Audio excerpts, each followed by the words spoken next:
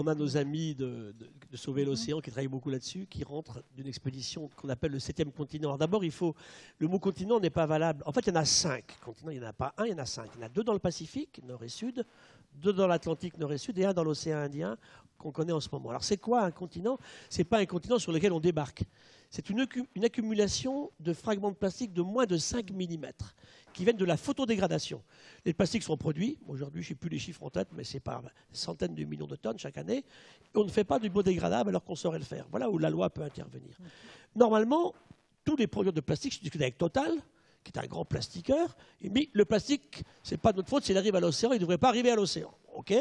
N'empêche qu'il y a 10% qui arrivent à l'océan. Donc une partie va couler au fond, ma bouteille de plastique, l'eau va la remplir, elle est au fond. On en a pour 5 siècles à peu près de plastique au fond de l'océan. Ce qui est dramatique, c'est tout ce qui reste en surface, qui est photodégradé effectivement par ces réactions-là et qui va s'accumuler par les gyres océaniques dans des coins particuliers. C'est quoi? C'est sur à peu près 30 mètres d'eau une accumulation de microparticules de plastique. C'est intéressant parce qu'il n'y a pas que ça. Alors malheureusement, c'est transparent, les satellites ne le voient pas, et c'est pris par les baleines pour du plancton. C'est transparent comme du plancton. Ils avalent ça massivement.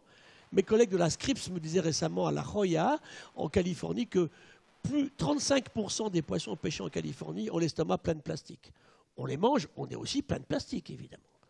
Ça veut dire qu'on est dans un système de fou où ces particules de plastique qui, à l'infini, multiplient les surfaces d'échange, grouillent de bactéries, de virus et de choses pas très intéressantes, en fait, pour le bien-être de l'humanité.